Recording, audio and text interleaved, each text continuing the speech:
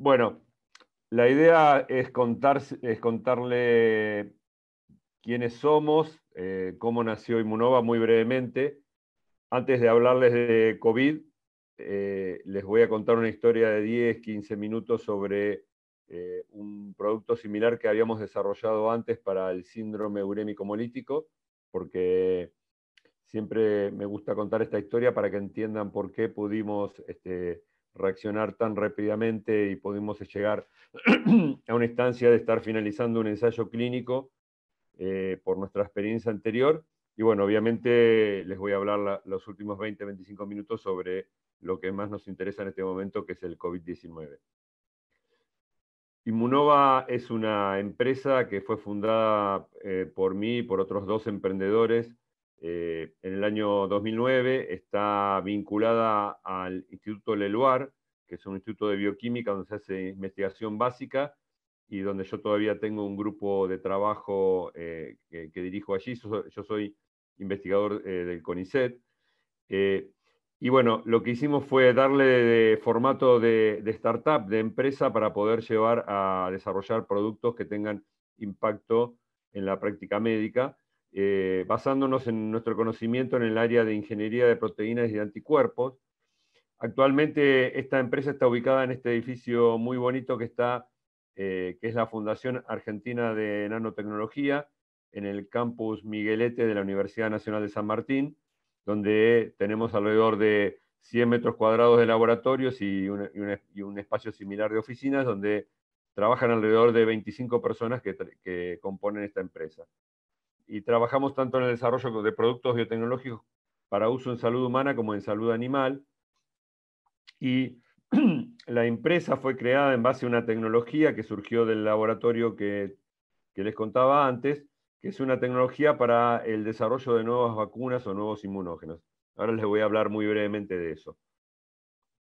Yo les conté que nosotros venimos trabajando hace muchos años en síndrome urémico hemolítico, y la filosofía con que trabajamos en esta empresa, que como ustedes, en esta enfermedad, que como ustedes saben es una enfermedad que se produce por la ingestión de alimentos contaminados. La produce una bacteria que se llama Escherichia coli, que produce una toxina que se llama toxina Shiga, y nosotros tomamos esta enfermedad más como una toxemia que como una enfermedad bacteriana. Y esto es así porque en esta enfermedad la toxina es la que entra a los vasos sanguíneos, produce la inflamación. Me van a disculpar, pero estoy con un poco ronco. Produce la inflamación de esos vasos sanguíneos, discúlpeme, y lo que nosotros pensamos y mucha otra gente pensó es que con anticuerpos neutralizantes se podría convertir esta enfermedad tan grave en una diarrea autocontrolada. Y lo que hicimos fue aplicar nuestra tecnología, que es lo que les voy a contar muy brevemente. Les pido disculpas. Esta proteína es como una nanopartícula proteica que puede ser decorada con otras proteínas. En este caso, este es un pedacito de la toxina Shiga, y lo que conseguimos en el laboratorio son estas proteínas que lo que hacen es presentar a la toxina Shiga en forma muy, muy inmunogénica al sistema inmune, y se produce una cantidad enorme de anticuerpos contra ella. Es un poco la especialidad y lo que hacemos nosotros en el laboratorio. Para hacerles muy breve una historia larga, en el año 2012-2013, en una colaboración con otro laboratorio de la doctora Marina Palermo de la Academia Nacional de Medicina, descubrimos que esas quimeras pueden tener una capacidad enorme para producir anticuerpos. Pensamos en una vacuna pediátrica basada en esta quimera. Tenemos un inmunógeno muy potente, una protección a largo plazo, pero era muy difícil llegar a producir una vacuna para una enfermedad que es una enfermedad relativamente poco frecuente. Para que ustedes, simplemente para contextualizarlos, hay alrededor de 5.000 casos de esta infección alimentaria en el país por año, y de esos alrededor de 500, sobre todo niños, desarrollan el síndrome urémico hemolítico. Generar una vacuna contra una enfermedad poco frecuente, es muy, muy complejo, realmente muy complejo, y esto lo consultamos con muchos pediatras, los mayores especialistas en el tema. Entonces, pensamos que como la inmunoterapia activa, que es lo mejor, que es la vacunación, era muy complejo, pensamos en una inmunoterapia pasiva. ¿Y qué significa la inmunoterapia pasiva? Bueno, lo que yo les decía antes, darles anticuerpos a los pacientes para que neutralicen la toxina y que se evite el desarrollo de la enfermedad. Nosotros comenzamos desarrollando anticuerpos monoclonales, pero a poco de andar nos dimos cuenta que el programa de investigación clínico de largo plazo iba a tener muchos riesgos, muy problemático, muy difícil de ser solventado económicamente. Y aparte, para hacer más compleja esta enfermedad, existen más de una versión de la toxina Giga. Es una familia de toxinas, y ahí nos dimos cuenta que los antisueros podrían ser un excelente recurso. ¿Por qué? Porque se vienen utilizando con mucho éxito para otras enfermedades, ahora se los voy a mostrar. Al ser polivalentes pueden neutralizar diferentes tipos de toxinas, se los puede aplicar en forma temprana, luego del diagnóstico rápido de la enfermedad, que en este caso se hace por una reacción de RT-PCR sobre la materia fecal de los niños infectados, y podría ser una solución rápida y accesible para una enfermedad huérfana como es el síndrome urémico hemolítico, porque les recuerdo que no hay vacunas y se desaconseja el uso de antibióticos. Básicamente, lo que se viene usando hace más de 100 años son los antisueros de origen equino, que por allá por la década del 70 se dejaron de usar porque cuando se utilizaban las inmunoglobulinas enteras, que es lo que yo les muestro acá, producían una reacción del huésped que recibía los anticuerpos, es decir, anticuerpos humanos contra las proteínas equinas, contra los anticuerpos equinos. Era una enfermedad que se la caracterizó muy bien en su momento, que se llamaba enfermedad del suero, que lo que era una reacción anafiláctica de tipo 1 o tipo 3 al reconocer las inmunoglobulinas equinas como extrañas.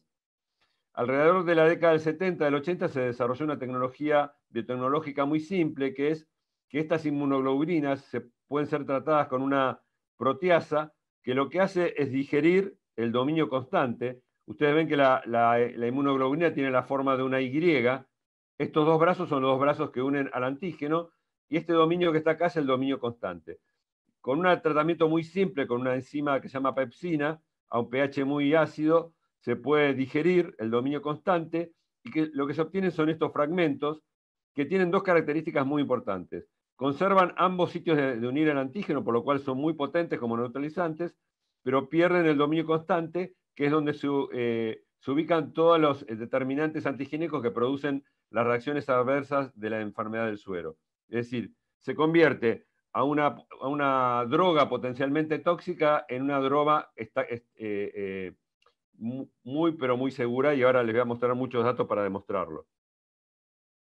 Por ejemplo, como antivenenos y como antitoxinas se usan hace más de 30 años como sueros antitetánicos y antiofídicos, y aún en mercados tan regulados como es el de Estados Unidos, la FDA aprobó productos, por ejemplo, como este producto, el Anascorp, que ha dado un éxito tremendo en la lucha contra el anacranismo, la picadura de escorpiones, que es una enfermedad de mucho peso en el norte de México y en el sudoeste de los Estados Unidos, Nuevo México, Arizona, Texas, donde hay muchos casos, y este producto ha tenido un éxito muy, pero muy marcado en disminuir la cantidad de muertes debido a las picaduras de alacranes, sobre todo de vuelta en niños.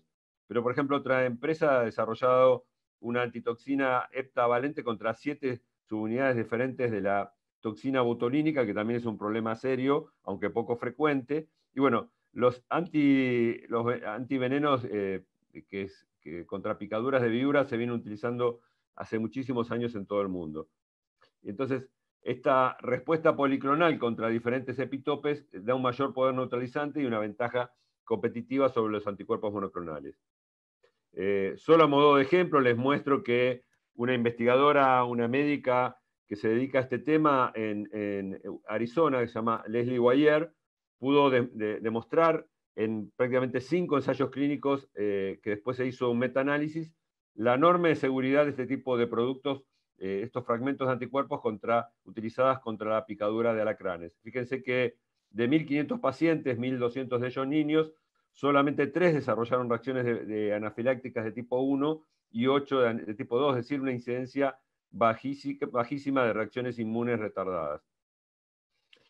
Basado en todo esto, y para terminar de contarles una historia larga, nosotros en 2-3 años, en colaboración con otra empresa argentina que se llama Biol, es una empresa farmacéutica que viene desarrollando antisueros equinos hace muchos años y que los exporta a varios lugares del mundo, utilizando nuestras quimeras, inmunizamos caballos, obtenemos estos fragmentos por una técnica biotecnológica y el producto final es un concentrado de estos fragmentos de anticuerpos, que en este caso tiene una potencia muy, muy fuerte y reconoce 8 distintas variantes de la toxina Giga.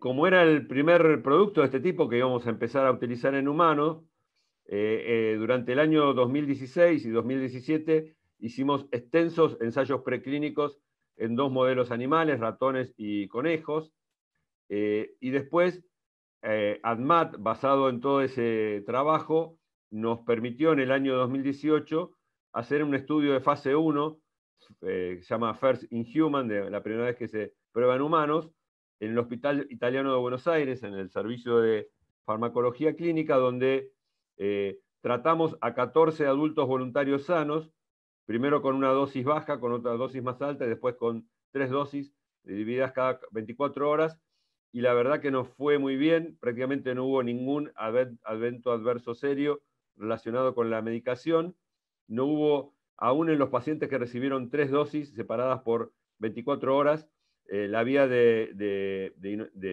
administración es endovenosa, no tuvieron prácticamente ningún tipo de cero conversión, es decir que el medicamento fue muy bien tolerado.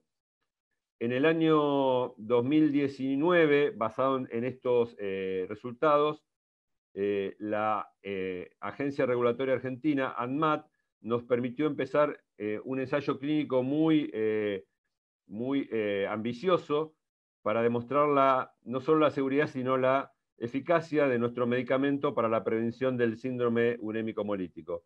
Es muy ambicioso porque requiere el reclutamiento de 400 pacientes en 2 etapas. Pensamos que este ensayo clínico nos va a llevar 4 años. Obviamente pensábamos que nos iba a llevar 3 años, pero como ustedes imaginarán, el año 2020 ha sido perdido para este ensayo clínico. Al momento del comienzo de la pandemia ya habíamos reclutado 11 pacientes, 11 niños, con una ecuación riesgo-beneficio muy favorable, pero como pasó con muchas otras enfermedades, tuvimos que frenar este ensayo clínico en esa etapa. Solamente para contarles que nosotros estamos haciendo ese ensayo clínico en la Argentina, pero todos los datos, tanto preclínicos como de fase 1, como este protocolo de fase 2-3, han sido presentados tanto a la Agencia Regulatoria de Estados Unidos, la FDA, como a la Agencia Regulatoria de Europa, la EMA, y de ambas agencias hemos recibido un sello de calidad que es la Orphan Drug Designation, que es para nosotros muy importante porque nos permite tener un acceso a muy bajo costo y con muy poca burocracia a mercados tan regulados. Y bueno, nuestra esperanza, y seguramente cuando pase la pandemia de COVID, podemos volver a hablar con ustedes de cómo tratar este tema, porque prácticamente el 70% de nuestro ensayo clínico iba a realizarse y va a volver a realizarse en la provincia de Buenos Aires, donde están la mayoría de los casos de síndrome urémico hemolítico. Nuestra esperanza era y es producir el primer medicamento para esta prevención de esta enfermedad y que tenga impacto mundial. Bueno, en marzo del año 2020 nos agarró como a todo el mundo, la pandemia, y nosotros enseguida pensamos que nuestra tecnología podía servir como una potencial fuente de inmunización pasiva durante la pandemia de COVID. ¿Y por qué pensamos eso? Porque, como ustedes habrán visto, lo primero que se hizo fue intentar reposicionar drogas que se utilizaban para otra cosa, como la hidroxicloroquina, el remdesivir y muchas otras drogas, algunos anticuerpos monoclonales, etc. La dexametasona, obviamente, que es quizás la que más éxito dio, pero digamos, es muy difícil desarrollar drogas específicas contra una nueva enfermedad en tiempos muy cortos. Y obviamente todo el mundo estaba y estamos muy esperanzados con la vacuna, pero sabíamos que iba a tardar, ya en marzo de este año sabíamos que iba a tardar mucho, y bueno, ahora estamos esperanzados de que llegue pronto, pero sabemos que es un desafío enorme. Y desde temprano se vio que la inmunoterapia pasiva podía ser un arma para frenar esta enfermedad. Obviamente ustedes habrán oído hablar y leído y escuchado mucho de plasma de convalecientes, nosotros lo tomamos como una referencia, pero nuestra estrategia es diferente. Y lo que hicimos, para contarles brevemente, empezando en marzo de este año, fue analizar qué podíamos utilizar como inmunógeno para producir un antisuero similar al que habíamos producido para síndrome urémico hemolítico. Esto que ustedes ven acá es la estructura de la proteína Spike, la espícula que le da la forma al coronavirus, y nosotros elegimos como inmunógeno un dominio de esta proteína tan compleja, que es esto que está acá en púrpura, que es el dominio que se denomina RBD, por dominio de unión al antígeno, y que es muy importante porque lo que hace es unirse a esta proteína está en la membrana, sobre todo de las células pulmonares, es una proteína humana, y lo que le permite al virus es acercar su membrana, que está aquí sobre esta base, a la membrana de las células humanas para producir la fusión de ambas membranas, y al virus le permite entrar a las células y replicarse, propagarse. Esta interacción entre estas dos proteínas sería como la llave que le permite al virus entrar a las células. Entonces lo que pensamos es que si tomamos esta proteína y producimos anticuerpos contra esta proteína con una alta capacidad neutralizante, es decir, que eviten que esta proteína se una a esta otra proteína, podría ser un medicamento favorable para evitar el desarrollo de la enfermedad. Y lo que hicimos fue tomar células humanas, transfectarlas con un vector, con un plásmido para que se produzca la proteína. Esto se hace en el laboratorio y después esto es cómo se ve la proteína en el laboratorio una vez que está purificada. Esto lo hicimos en una primera etapa en varios lugares, en el Instituto Leluar y en la Universidad de San Martín, en ámbitos académicos donde pudieron reaccionar rápidamente. Ahora estamos produciendo ya desde hace meses esta proteína ya a escala industrial, junto con otra empresa que se llama mAbxience, que es la misma que está produciendo la vacuna de Oxford AstraZeneca para toda Latinoamérica, y lo que producimos son muy grandes cantidades de esta proteína para poder inmunizar animales. Y básicamente, rápidamente les cuento que reprodujimos el mismo esquema que habíamos utilizado para nuestro producto para síndrome urémico hemolítico. Inmunizamos caballos con esta proteína que pertenece al virus SARS-CoV-2. Después se obtienen los fragmentos de anticuerpos y estamos muy orgullosos de decir que esto lo hicimos prácticamente en tiempo récord. Fíjense que empezamos a inmunizar animales el 22 de abril y para el 26 de mayo habíamos desarrollado, y para los primeros días de junio ya habíamos desarrollado 15 de junio nuestro producto, este frasquito que por ahí ustedes lo vieron en algún momento en los medios, que era el primer prototipo de un medicamento que podía ser utilizado en ensayos clínicos. Fíjense que prácticamente 2 meses teníamos una primera versión de nuestro medicamento. ¿Qué es lo que nos entusiasmó? Lo que ven acá son dos formas de medir la respuesta inmune. En el gráfico que está en este panel A se mide la respuesta inmune por ELISA, por reactividad. Es la reactividad que uno puede medir en un laboratorio bioquímico, en cualquier laboratorio, por una técnica de ELISA. Y lo que está acá en el panel de la derecha es mucho más complejo porque es ver la cero neutralización que se hace en un laboratorio donde se cultiva el virus, en un laboratorio de bioseguridad de tipo 3, el virus se mezcla con células y lo que hace el virus es matar a las células en alrededor de 3-4 días, y si uno le agrega anticuerpos, ve la capacidad inhibitoria de esa muerte celular en un ensayo que se llama de cero neutralización. Este ensayo se hizo en el Laboratorio Nacional de Seguridad de tipo 3, que está en el Instituto Andrés Malbrán, por el servicio de virus respiratorios, que son especialistas en esto, y que utilizaron los virus que apenas comenzó la pandemia, pudieron aislar y secuenciar y que, bueno, ustedes seguramente habrán visto en las noticias. Lo importante de todo esto es que el título que desarrollaron los caballos inmunizados por nosotros es realmente enorme, es mayor de 1 en 1.000.000, y cuando colectamos el plasma de los animales y lo procesamos y obtenemos el medicamento, que es el concentrado de fragmentos de anticuerpos, este título se mantiene, es un título altísimo. Y la otra sorpresa muy grande y muy favorable, esto está en escala logarítmica, el título neutralizante es realmente muy, muy, muy alto. Para que ustedes tengan una idea, es de alrededor de 1 en 20.000, y lo mismo se mantiene en el producto final. Como una especie de resumen, la capacidad de neutralizante promedio que mostraba el plasma de convalecientes que se utilizó en todos estos últimos meses en múltiples ensayos y aplicación de uso, digamos, extendido, que se hizo en todo el país y en otros lugares del mundo, tiene alrededor una capacidad neutralizante alrededor de 1 en 200. La capacidad neutralizante de nuestro suero equino epirinmune es mayor a 1 en 20.000, es decir, que es más de 100 veces mayor poder neutralizante. Es un medicamento homogéneo que se puede reproducir y, sobre todo, producir en escala. Ahora vamos a ver un breve resumen de eso, y que tiene un poder neutralizante mucho mayor.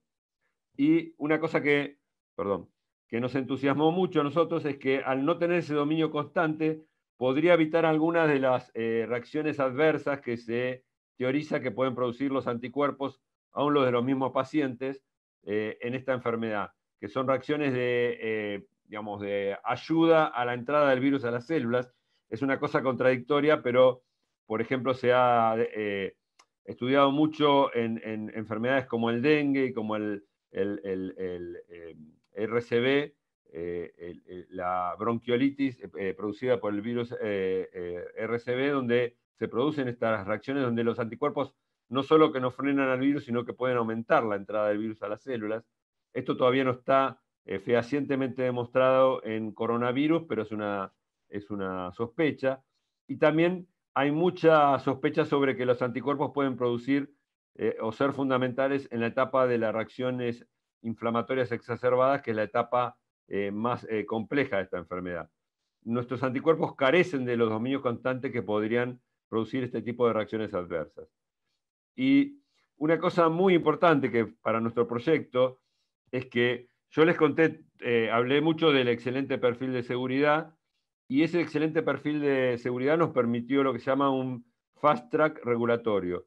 Es decir, nosotros representamos todos esos antecedentes ANMAT, y como nosotros produjimos de la misma manera que habíamos producido el suero contra síndrome urémico hemolítico, un suero contra el COVID-19, ANMAT entendió todo nuestro razonamiento y nos permitió empezar muy rápidamente un ensayo clínico del que les voy a hablar en los últimos minutos. Esto ha sido de enorme importancia porque nos permitió ganar de 6 meses a 1 año en esta carrera por tratar de llegar a desarrollar un medicamento. Y la otra cosa que les voy a mostrar en la diapositiva que viene es que es importante, cuando uno desarrolla un medicamento, ver si puede escalarla en tiempos adecuados.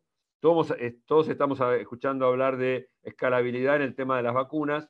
Bueno, en caso de un medicamento es lo mismo, y lo que nosotros de alguna manera tratamos de mostrar en esta slide es cómo hemos ido desarrollando este medicamento.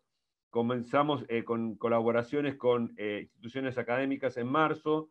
Para mayo, junio, como les mostré, ya habíamos desarrollado cientos de tratamientos, los que nos permitió empezar un ensayo de fase 2-3, del que les voy a hablar en los últimos minutos de mi charla. Pero al mismo tiempo que estábamos haciendo esto, lo que estamos haciendo es, junto con esta otra empresa que trabajamos, Viol, y con MapScience, e Immunova son dos empresas que pertenecen al grupo INSUD, y es muy importante el reconocimiento porque esto que estamos haciendo ahora, que es desarrollar decenas de miles de tratamientos, lo estamos haciendo a riesgo, porque obviamente sin saber si el tratamiento funciona o no, tomamos la determinación de producir una cantidad muy grande de medicamento, y esto es gracias al apoyo del grupo INSUD. Pero bueno, lo que estamos haciendo nosotros es pasar de algunos pocos caballos a decenas de caballos y ahora estamos en el orden de centenares de caballos. Para que ustedes se den una idea, por cada animal inmunizado, cada vez que lo inmunizamos se sacan alrededor de 300 tratamientos y en este momento estamos en un régimen de alrededor de 15.000 tratamientos por mes. Y bueno, como yo les decía, en julio del corriente año, que ha sido muy largo para todos nosotros, parece más de un año, presentamos nuestros antecedentes a ANMAT y el 1 de agosto comenzamos un ensayo clínico que tiene estas características. Lo que hemos hecho fue reclutar alrededor de 243 pacientes, 244 pacientes, divididos en dos ramas. Una mitad de los pacientes han sido tratados con nuestro medicamento y la otra mitad de los pacientes recibieron el mejor estándar de tratamiento disponible y además placebo. Los pacientes tenían de 1 a 10 días del desarrollo de síntomas, una vez diagnosticado por la reacción de PCR que todos ustedes conocen, y una vez enrolados y firmado el consentimiento informado, recibieron 2 infusiones separadas por 48 horas de nuestro medicamento o del placebo. Este ensayo se hizo en forma randomizada, doble ciego y absolutamente controlado, que es la forma que tiene la ciencia para obtener evidencia en forma certera. Son ensayos que llevan tiempo, son más largos de lo que uno desearía, pero es la forma que uno puede realmente llegar a desarrollar conocimiento. ¿Dónde se hizo este ensayo? Básicamente, mayoritariamente en la zona del AMBA, por las obvias razones. Cuando comenzamos esto en julio era la zona epidemiológicamente más importante, varios hospitales y sanatorios de la ciudad de Buenos Aires y varios de la provincia de Buenos Aires, por ejemplo, el Hospital Cuenca Alta, Cañuelas, el Instituto Médico Platense, el Hospital Jusey de Olivos, el Hospital Cruce de Florencio Varela, el Hospital Cervoni de San Antonio de Areco, y últimamente, bueno, el Hospital Italiano de La Plata, y últimamente también abrimos un centro en la ciudad de Tucumán y otro centro en Neuquén. De esta manera, en alrededor de 3 meses, y acá es como se muestra el reclutamiento, esto empezó el 1 de agosto y culminó hace unas semanas, el 26 de octubre pasado, pudimos reclutar 242 pacientes. A esta charla que le estoy dando le falta el final de la historia. Yo le decía a Verónica que en principio le pedí, le sugerí la idea de pasar esta charla para la semana que viene, porque en realidad los datos totalmente, digamos, los vamos a ver recién a partir de este viernes, que es cuando se cumplen los 28 días de pasado el reclutamiento de los últimos pacientes, porque el endpoint primario de nuestro ensayo es ver la mejoría clínica a 28 días de las pacientes, así que no les puedo contar el final de la historia. Lo único que les puedo decir, lo que está resumido acá, nosotros tenemos un comité de seguridad formado en forma independiente por colegas, digamos, del más alto prestigio, y lo que fueron viendo es, en un ensayo clínico lo primero que hay que mirar es la seguridad, y la primera noticia muy buena que tenemos es que la seguridad nos dio en forma excelente. Se fueron haciendo, por recomendación de ANMAT, informes paulatinos, como están mostrados acá, los primeros 12, 24, 48, 96 y 192 pacientes, y en todos los casos no se observaron eventos adversos serios que puedan ser atribuibles a nuestro medicamento, y el análisis final de seguridad se va a hacer la semana que viene, pero ya sabemos que la seguridad dio excelente.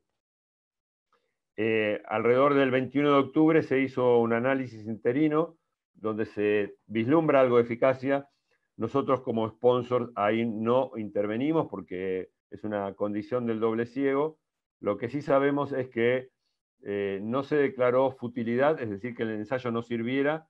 No se nos pidió ampliar la cantidad de pacientes a reclutar, que se podía, era una atribución que tenía el Comité de Monitoreo de Datos, y nos transmitieron que se veía una diferencia interesante que hay que verla al final del ensayo.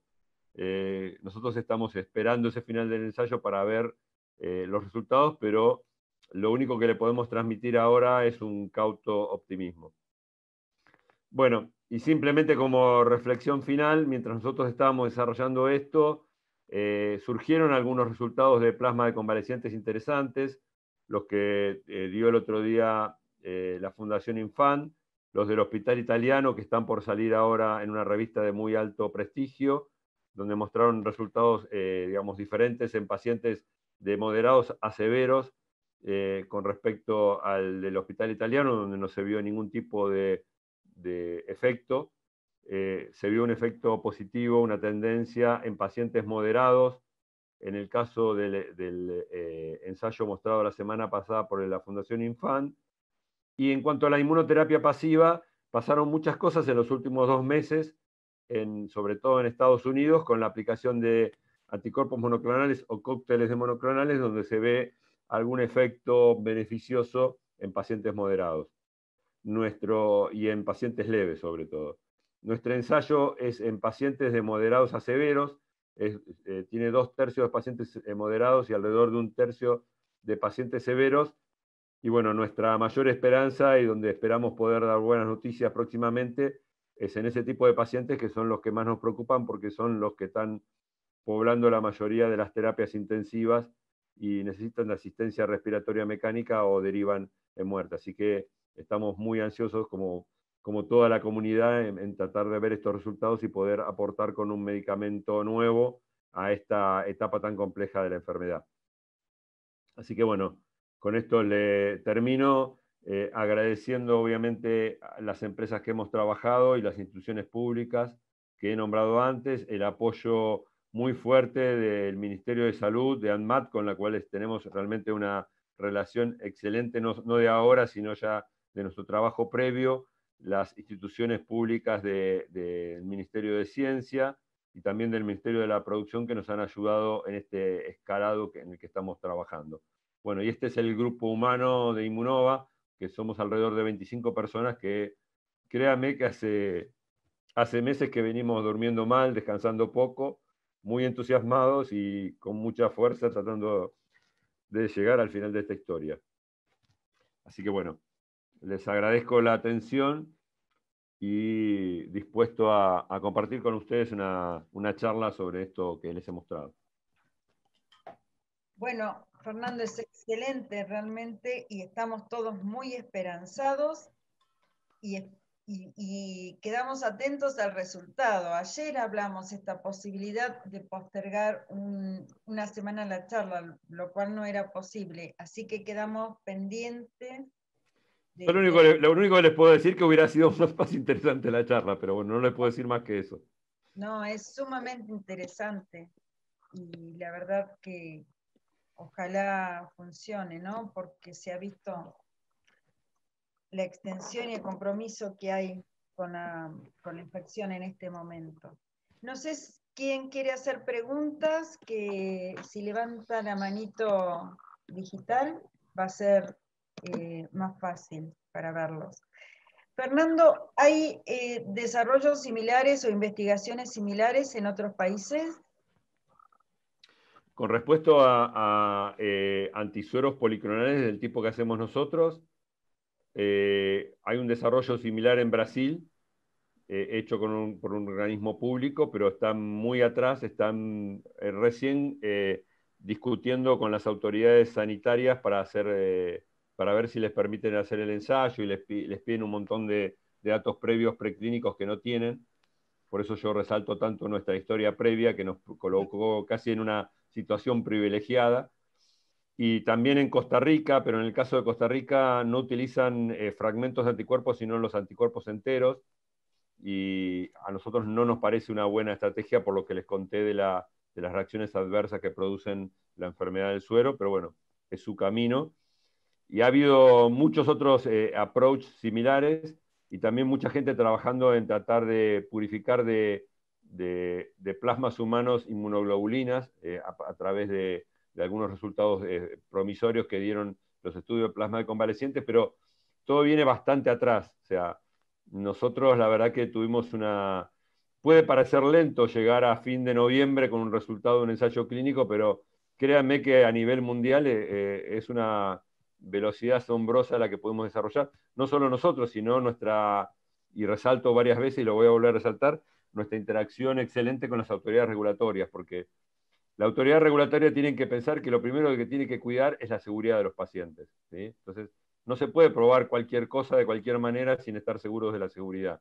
Entonces, el hecho que nosotros hayamos estado on track con un producto similar nos permitió llegar en forma mucho más rápida de lo que están pasando con otras cosas en el mundo. El doctor Coudanes quiere hacer una pregunta. Sí, buen día, doctor. Felicitaciones. En caso de que el estudio clínico tenga los resultados que ustedes esperan y se demuestre la eficacia del tratamiento, ¿tienen idea del costo con el cual saldría al mercado? No tenemos un costo ya claramente determinado, pero digamos, es un costo mucho más bajo del que puede ser, digamos, se puede estar hablando de lo que se está hablando de los anticuerpos monoclonales en Estados Unidos. Es un costo realmente que podría ser afrontado tanto por el Ministerio de Salud como por las obras sociales y las prepagas. Es un costo muy lógico. No lo tenemos totalmente, digamos, calculado y no queremos ser muy cautos en ese sentido, pero estamos atentos a lo que son las necesidades y, digamos, seguramente va a ser una cosa muy razonable. Bueno, el doctor Catanas. Sí, primero, antes que nada, felicitarlo, doctor, realmente por el trabajo excelente que están haciendo. Es un orgullo para el país. Y me parece muy válido el tema de la inmunización pasiva mediante un suero, que sería aplicable, la lógica lo diría, a aquellos grados de, digamos, de mediana gravedad para arriba. Mientras tanto se da el tema de las vacunas, de las cuales se necesitan cientos de miles, millones y millones, y va a ser muy complejo el tema. Muchas gracias. Sí, sí, es una muy buena reflexión. Cuando nosotros nos largamos, imagínense que acá hay también no solo esfuerzo, sino también mucho dinero puesto, mucha inversión. Siempre estuvimos pensando, bueno, ¿qué pasa si llegan las vacunas y frenan la enfermedad? Ojalá eso pase, digamos, todos lo estamos esperando, porque aparte de ser investigadores y emprendedores, somos personas que estamos sufriendo la pandemia, pero hay múltiples ejemplos de otras enfermedades donde han convivido durante años un paquete tecnológico que es una vacuna y un antisuero. Por ejemplo, el tétanos se frenó de esta manera y aún hoy se sigue utilizando el antisuero y se sigue utilizando la vacuna. Por ejemplo, hay una vacuna excelente contra la fiebre amarilla, pero hay un 10% de los pacientes que no responden bien contra esa vacuna o no pueden ser vacunados por múltiples razones. Y nosotros creemos que eso también va a pasar en esta enfermedad. De hecho, los mejores reportes están hablando de un 90% de eficacia. Ahí ya está dejando, digamos, de lado un 10% de la población, que no es poco. Así que por múltiples razones pensamos que aún en una hipótesis de éxito, como usted muy bien dijo, va a tardar mucho el escalado porque es una cuestión compleja. Y por otro lado, aun que se lograra el escalado y la eficacia de las vacunas fuera la que todos esperamos, pensamos que un producto como este puede tener mucho lugar para ser utilizado por muchos años. Bueno, no veo que haya más preguntas. Fernando, estamos muy agradecidos porque es muy interesante, estamos esperanzados en los resultados que, bueno, la semana que viene ya van a empezar a trabajar en eso, así que prontito vamos a poder acceder. Esperemos que sí, estamos poniendo todo nuestro esfuerzo en eso. Bueno, muchísimas gracias. Hasta pronto y felicitaciones. Muy bien, gracias a ustedes por la atención. Hasta luego. Hasta luego. Pero...